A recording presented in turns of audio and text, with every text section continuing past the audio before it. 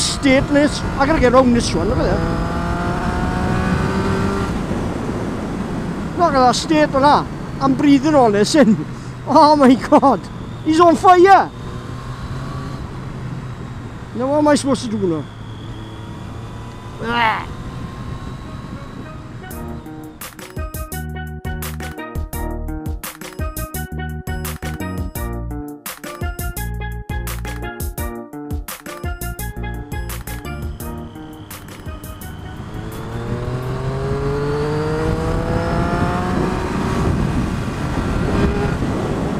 Ta-da! I hope it's still filming. I'm still testing. There's a new well, second-hand camera. But I drowned my original HD Ghost in a Russian health club pool. Thinking I had the waterproof back on. I plunged it in, yeah? Or I gave it to someone to plunge in to film underwater. And then I realised I got my vlogging cap on the back, complete with hole for mic and power adapter. So obviously I pull it out of the water and it's going zit, zit. And that was the last breath of my HD Ghost. My mind is starting to get with it now. Starting to sort of get back in with the timing of it. Shit, I can't see a thing sometimes, right? I hope you boys can. Tell me where you need to go, or where the bike needs to go.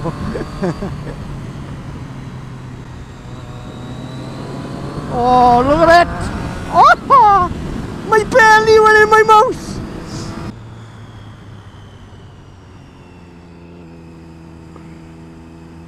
Now, I don't know if you guys... I don't like the look of these mirrors, but they are very, very practical. And I bought a pair of bar end ones and I offered them up and I was like, I ain't fitting them. They're crap. And they stick out further. I'm like, oh nah. So I'm just going to live with the aesthetic problem rather than the practical problem. They're not that bad.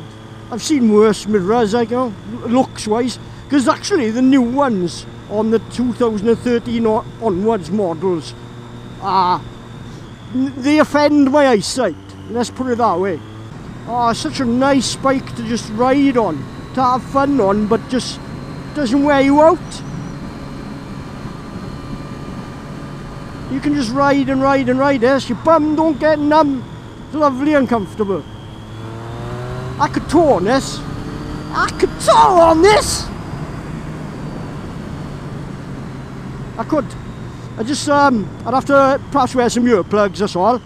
But as for, like, buffeting on the chest, like, hear that then, you know how big that chest was. It's man boobs they are, not pecs. Alright.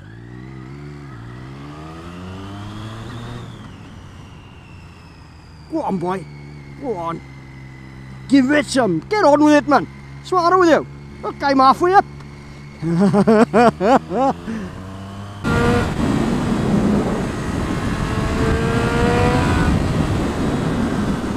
Oh, I just want to chase someone, yeah, or run from someone. I just want to be a hooligan. I want something to happen that necessitates me riding like an idiot.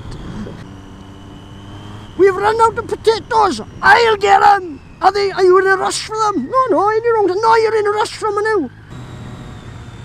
All right, Pat. You know, Philip Coutinho can get away with that. You can't. Tattoos wankers behind your ear.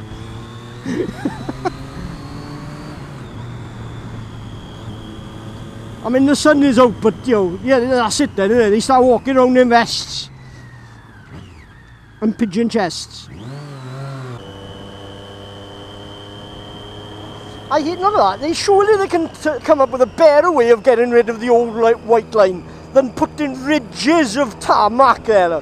Have you seen what that does when you're trying to ride along on a bike? It's like, I want to go this way. Well, I want to go this way. You're coming with me? No! If this is good enough, I may as well just do a few words about... Yes, I've been away for a while, haven't I? Been a naughty boy.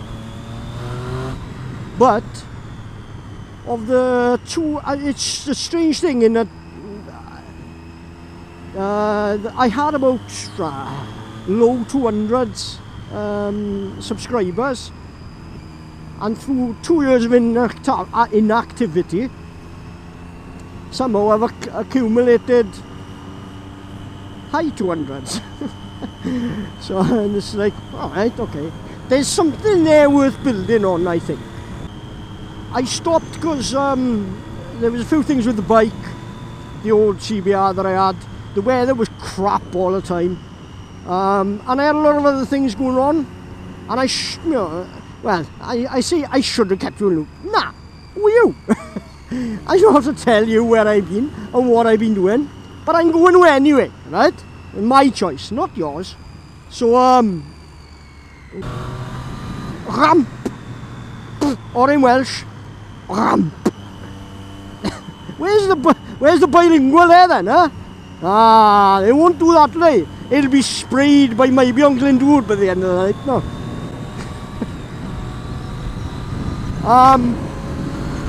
Yeah, basically, I wasn't riding much. I tried doing a couple of van vlogs and they were crap, to be honest. So what was I going to do? I was fairly new to the game as well. Yeah, so one thing led to another, time and time went on. And I actually ended up, and you know, this is a weird thing now, this is quite funny, and I will share, this is why I want to share it with you. I ended up going to Russia once for nearly a month. I know, boy for lately. I mean, if someone had told me that in my lifetime I'd be going to Russia, I'm like, what? But obviously with any travelling, especially when you go to somewhere you've never been before and not many people where you're from have been, it's a massive learning curve, massive experience, and you come out with a different person, don't you? With different views. What I found, and this is quite funny as well, right? Because when I went there and I was introduced to a lot of people, very quickly there was like, in the group where I was, there was a queue formed of, and this is nothing to do with me now, I could have been anybody from the UK, they would have done the same, in that they were queuing to come and say hello to me. And the reason was, so I was told by somebody else, the reason they're all queuing to come and see me and talk to me is because a lot of them have learnt English in school or privately using like audio tapes and things like this, and they've practiced a lot and all this, but they've never actually got then to be able to try it. So when they see someone from the UK, English speaking, native, they want to try it out. But not only that, they want you to grade them, right?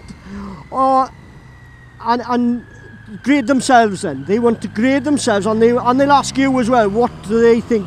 What do you think of their language skills? And obviously, whenever a British person, 9 times out of 10, you know, like some British people are really good, like polyglots and all this. They can learn any language and they're really good at it. But most British people tend to rely on the other person speaking English and just pidgin French or Spanish, getting them by, like, you know. So they were all queuing up here, right? And you know, you can imagine what's coming. I don't know what I did there. But the bike didn't give me any jip. I messed the gears up totally. I pulled off from a junction in third there, uphill. And it did it with no problems. I was panicking more than the bike was. Anyway, right, so yeah, there are all these people queuing, and basically they want to test their knowledge of English on you. And the amount of them left after talking with me, such a broad Turk accent there. I'm like, alright, kaktila, which is, how are you in Russian, yeah? Privyet, all this, alright? Privyet, kaktila, like I am.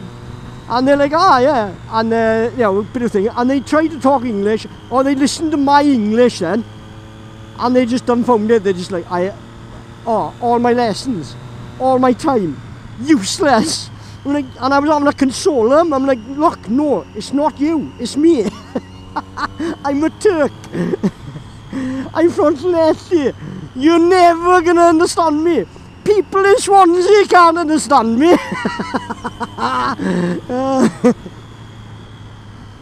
So that was quite funny. I thought I was, hilarious, but still, I know what was funny.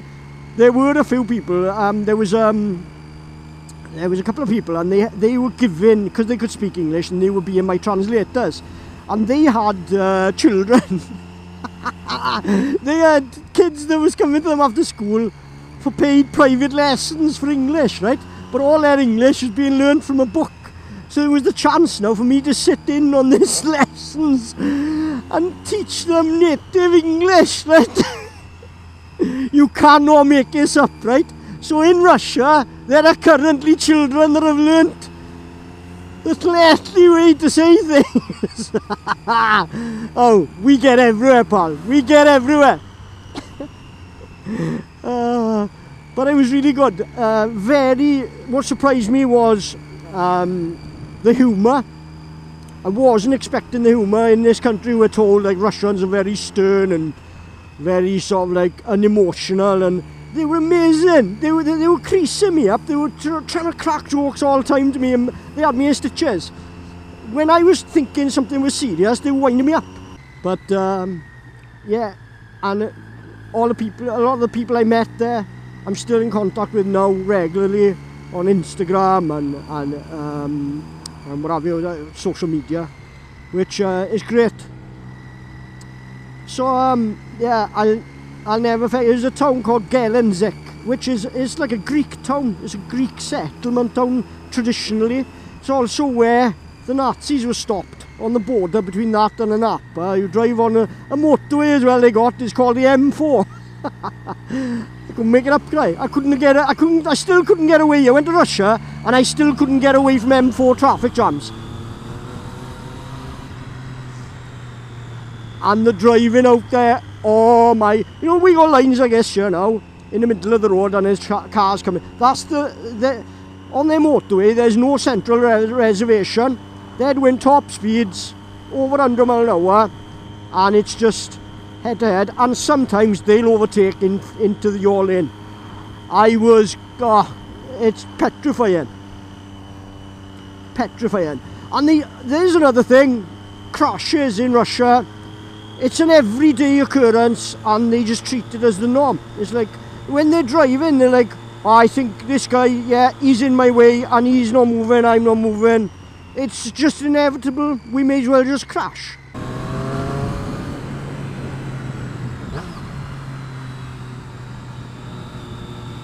Oh, this lean. It just leans and it just wants to lean more.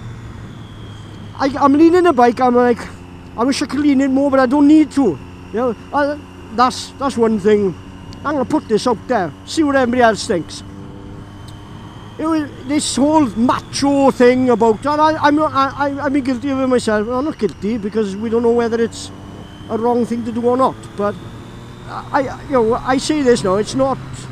I'm not having to go about it because I've done it myself. Right? Is the whole thing where you and the boys on the bikes or ladies, and you want to measure your chicken strips. Right? Number one, most people, I think, from a logical point of view, we've all got different shape, size tyres.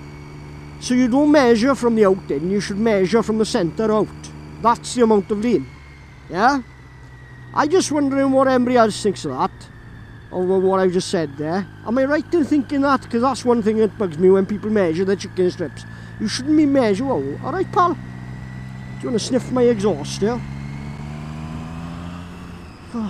No, I tell you what, the worst things happen to you when you're just cruising along. When I'm hammering it, people hear me and they're like, oh, a bike's coming, he's a lunatic, get out of his way. Right, what's that all about? Chicken strips. So, the method of measurement of chicken strips, surely it should be from the centre of the tyre out, if you want to measure lean angle, not from the outside of the tyre in. Alright? Right. So, I'll leave that one with you. What was the other one? Oh yeah, the actual thing of lean angle. On a street, if you're leaning that far on a street, like this roundabout coming up now, why would I want to lean that far over? To lean that far over, I'd have to go slower. I'd be going slower than if I'm upright. I'm going to take a left here. So what do we do?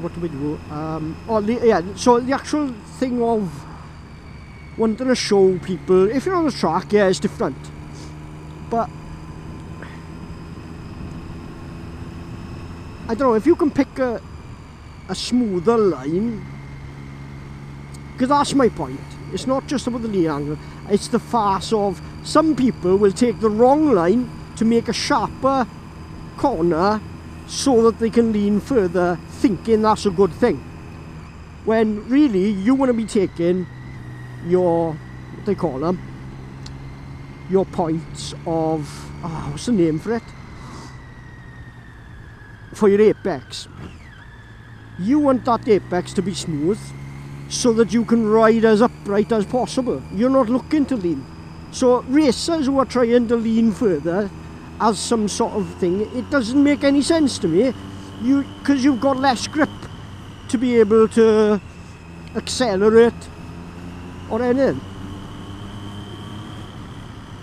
You want to be as upright as you can, so you can use the most performance of the engine and the brakes to their most. Surely, that's what I'm saying. Am I wrong here? That's the way I'm thinking. So anyway, you remember this road, yeah? This is where I spawned. Don't know what you heard about me, but I'm not from Swansea. I'm from a town called Llanelli. I'm a Scarlet PIMP.